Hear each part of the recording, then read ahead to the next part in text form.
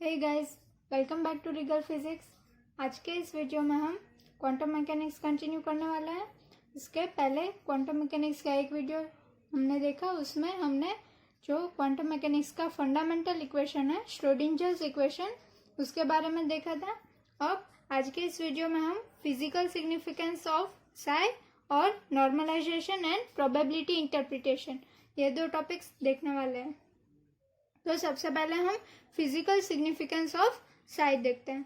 तो the wave function psi has no physical meaning, it is a complex quantity representing the variation of matter wave. तो जो ये साई है उसका physically कोई मीनिंग नहीं है, क्योंकि वो ऑलरेडी एक कॉम्प्लेक्स नंबर है, कॉम्प्लेक्स क्वांटिटी है। तो हमें पता है कि कॉम्प्लेक्स क्वांटिटी जो होती है उसे हम साई, यहाँ पर साई की बात कर रहे हैं तो psi is equal to A plus iota B लिखा है, या जहाँ पे ए जो है वो रियल पार्ट है प्लस ये आयोटा बी जो है वो इमेजिनरी पार्ट है। तो ये आयोटा स्क्वायर रूट ऑफ -1 होता है, तो उसकी वैल्यू तो हमें पता ही नहीं है, तो हम कैसे कोई साई की फिजिकली कोई मीनिंग नहीं निकल पाएंगे, क्योंकि ये जो साई है वो ऑलरेडी एक कॉम्प्लेक्स क्वांटिटी है।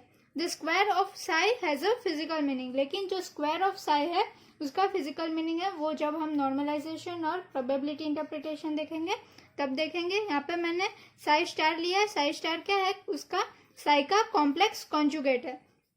तो कॉम्प्लेक्स कॉन्जुगेट में तो हमें पता है कि जो इमेजिनरी पार्ट होता है उसमें ऑपोजिट साइन लेनी होती है। यहाँ पे प्लस आयोटा बी है, तो उसके कॉन्जुगेट में, कॉम्प्लेक्स कॉन्जुगेट में माइनस आयोटा बी होगा।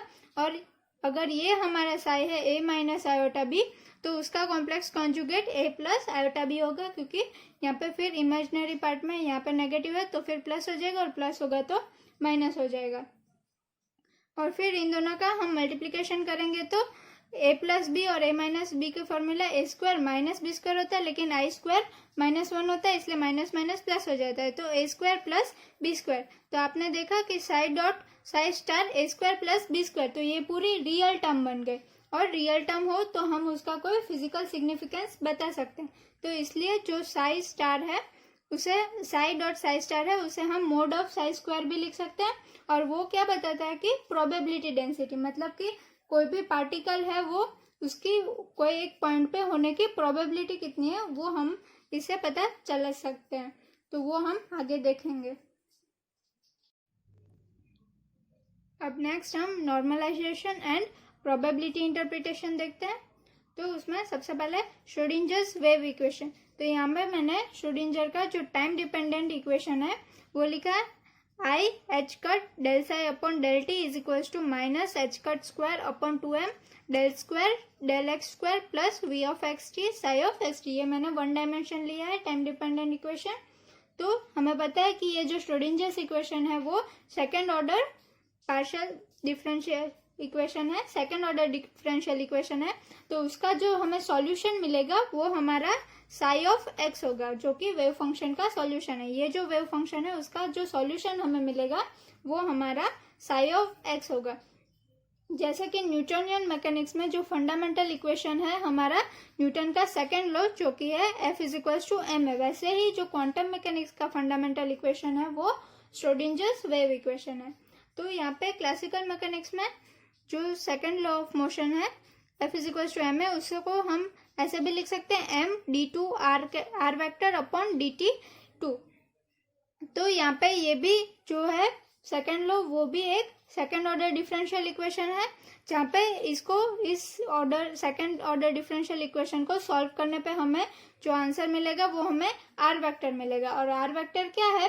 Position vector. तो इसकी हेल्प से हमें कोई भी पार्टिकल की प्रेजेंट कहाँ पे प्रेजेंट है वो पता चलेगा, फ्यूचर में कहाँ पे होगा वो पार्टिकल वो भी पता हम कर सकते हैं, और पास्ट में कहाँ पे था वो पार्टिकल वो भी हम इससे पता चल, इससे हमें जो अगर हमें आर वेक्टर पता है तो हमें पार्टिकल की पोजीशन पता चल सकती है। लेकिन क्वांटम मैकेनिक्स में हमें साई ऑफ एक्स से जो पार्टिकल है उसकी प्रेजेंट जो पोजीशन होती है उसे हम पता नहीं कर सकते, इसलिए ये क्वांटम मैकेनिक्स क्लासिकल मैकेनिक्स से अलग है। इससे हमें खाली उसकी प्रोबेबिलिटी पता चल सकती है कि पार्टिकल कहाँ पे हो सकता है, एग्जैक्ट उसकी पोजीशन जो है वो हमें पता नहीं चल सकती।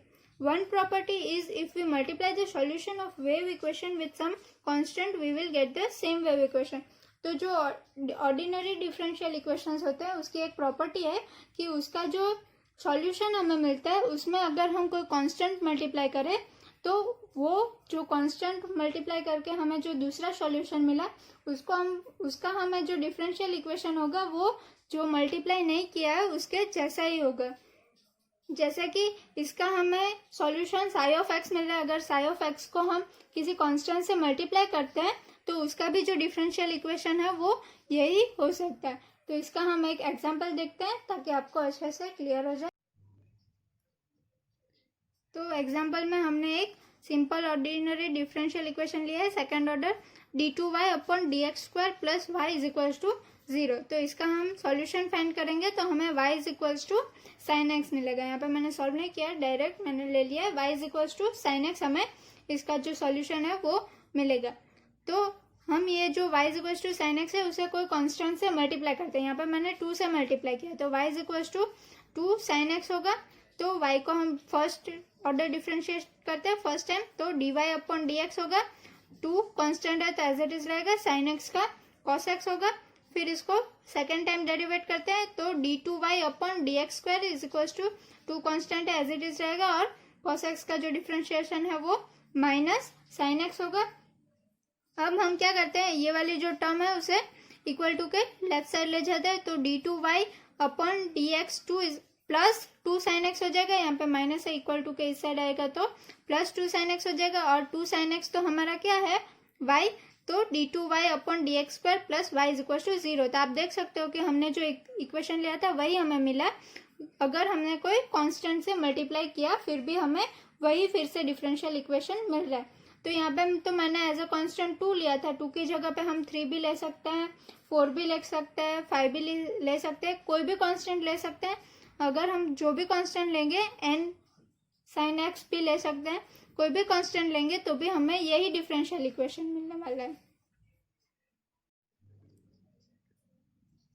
Similarly, Schrodinger's equation is also second order differential equation and psi of x is solution। तो जैसे मैंने बताया था कि जो श्रोडिंजर्स इक्वेशन है वो भी सेकंड ऑर्डर डिफरेंशियल इक्वेशन है और उसका जो सॉल्यूशन है वो साई ऑफ एक्स है। तो हम साई ऑफ एक्स को भी कांस्टेंट से मल्टीप्लाई कर सकते हैं। तो यहाँ पे c1 psi of x, c2 psi of x up to cn psi of x. तो ऐसे इनफाइनाइट नंबर ऑफ सॉल्यूशन मिल सकते हैं। कोई भी एक ही डिफरेंशियल इक्वेशन के लिए हमें इनफाइनाइट नंबर ऑफ सॉल्यूशंस मिल सकते हैं। c1 c2 up to cn तक हम सारे जो है वो हमने कांस्टेंट्स लिए है। But all the solution of Schrodinger's equation can not be used for real particle.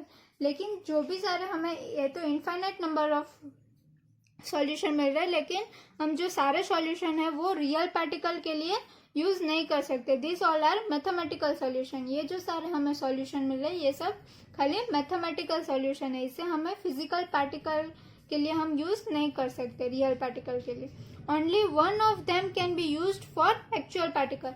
तो हमारा जो रियल पार्टिकल है उसके लिए कोई भी इसमें से खाली एक ही जो सॉल्यूशन है वो यूज होगा और वो एक इक्वेशन कौन सा है वो फाइंड करने के लिए हमें नॉर्मलाइज फंक्शन और नॉन नॉर्मलाइज फंक्शन देखना पड़ेगा।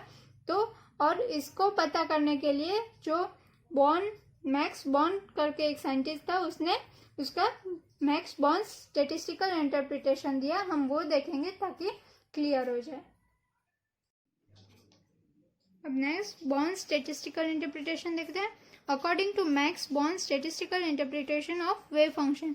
तो मैक्स बॉर्न नाम के साइंटिस्ट ने 1926 में ये स्टैटिस्टिकल इंटरप्रिटेशन दिया था।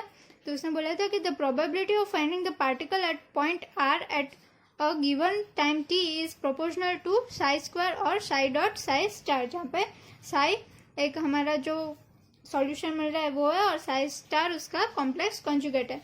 तो यहाँ पे मैंने एक साई ऑफ एक्स एक फंक्शन कंसिडर किया और हमने खाली एक ही डायरेक्शन एक्स डायरेक्शन में ही कंसिडर किया। तो हर एक जगह पे जो पार्टिकल है उसको फाइंड करने की अलग अलग प्रोबेबिलिटी होगी। तो अगर हम ये एक रीजन छोटा सा कंसिडर करें x is equal to a से x is equal to b तक का, तो सारी प्रोबेबिलिटीज को हमें ऐड करना होगा। तो हम क्या कर सकते हैं, integration x is equal to a to x is equal to b mod of psi of x square d x is equal to probability. तो सारी ये टोटल प्रोबेबिलिटीज हमें मिलेगी। तो यहाँ पे जो फिगर पे से हमें पता है कि इंटीग्रेशन के अंडर में जो जो एरिया कवर होता है उसे हमें एरिया मिलता है, तो वो मैथमेटिकली मिलता है, लेकिन फिजिकली इसका मीनिंग क्या होगा कि इस रीजन में पार्टिकल के प्रेजेंट होने की प्रोबेबिलिटी कितनी है वो। तो यहाँ पे इस एरिया से हमें कोई लेना देना नहीं है, हमें खाली इससे प्रोबेबिलिटी पता चलती है। फिजिकली इससे हमें उसकी प्रोबेबिलिटी पता चलती है कि पार्टिकल यहाँ पे होगा या नहीं।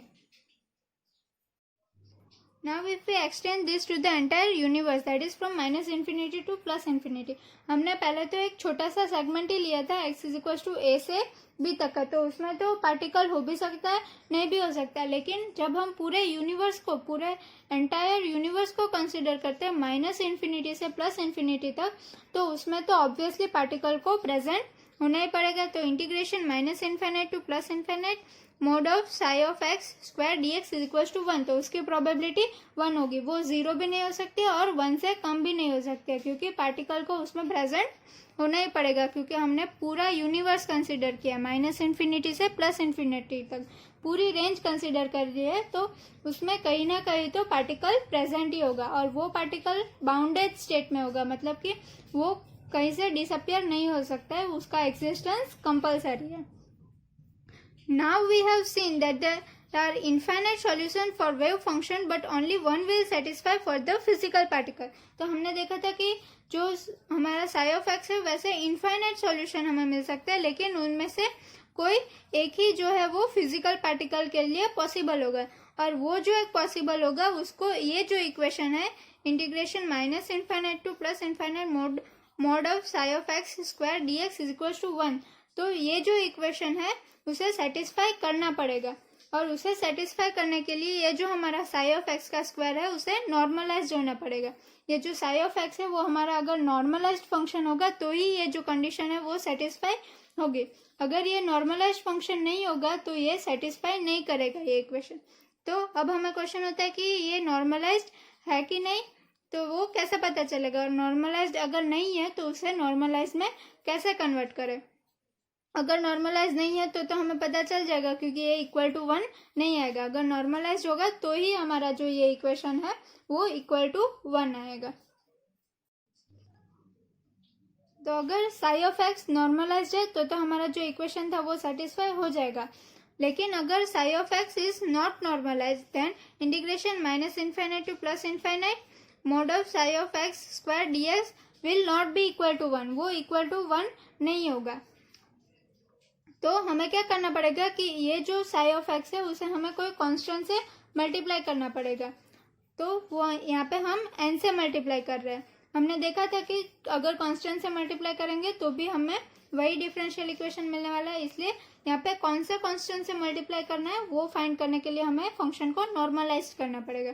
और नॉर्मलाइज करने के लिए यहाँ पे हमने n से मल्टीप्लाई किया, n of psi of x whole square लिया, तो यहाँ पे n तो कांस्टेंट है तो n स्क्वायर हम इंटीग्रेशन का बाहर निकाल सकते हैं। N square integration minus infinite to plus infinite psi of x square d x is equal to 1, तो इस पे से हमें एन स्क्वायर की वैल्यू मिल जाएगी, और फिर स्क्वायर रूट ले लेंगे तो हमें एन की वैल्यू मिल जाएगी। यहाँ पे साई ऑफ एक्स मान लो कि हमारा साइन एक्स है या फिर कुछ भी है, तो हमारा जो फंक्शन है उसकी वैल्यू यहाँ पे पुट करके उसको इंटीग्रेट करके हमें जो n है उसकी कांस्टेंट वैल्यू मिल जाएगी। फिर n को हम साई ऑफ एक्स से मल्टीप्लाई कर देंगे तो वो हमारा नॉर्मलाइज्ड फंक्शन बन जाएगा, इसलिए फिर उसकी प्रोबेबिलिटी इक्वल टू 1 ही होगी। तो हमें पता चल जाएगा कि हमारा जो पार्टिकल है वो इतने रीजन में हो सकता है।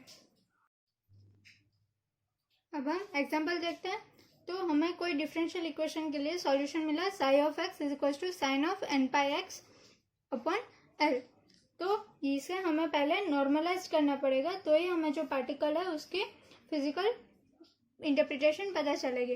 तो यहाँ पे integration minus infinite to plus infinite, और हमें इसे कोई कांस्टेंट n से मल्टीप्लाई करना पड़ेगा नॉर्मलाइज करने के लिए, तो ही उसकी प्रोबेबिलिटी 1 होगी। तो mod of n psi of x whole square d x is equal to 1, तो यहाँ पे n स्क्वायर कॉन्स्टेंट बाहर निकल जाएगा। Integration minus infinite to infinite psi of x square d x, तो साई ऑफ एक्स की जगह हम sine of n pi x upon l लिख सकते हैं, तो यहाँ पे स्क्वायर है इसलिए sine square of n pi upon l x dx is equals to 1 होगा।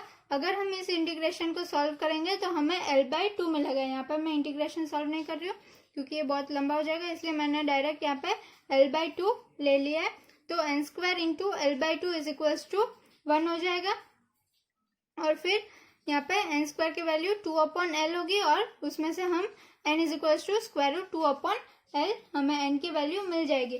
तो हमारा जो साइन ऑफ x है उसको हम n के साथ मल्टीप्लाई करेंगे तो square root 2 upon l sine of n pi upon l of x होगा।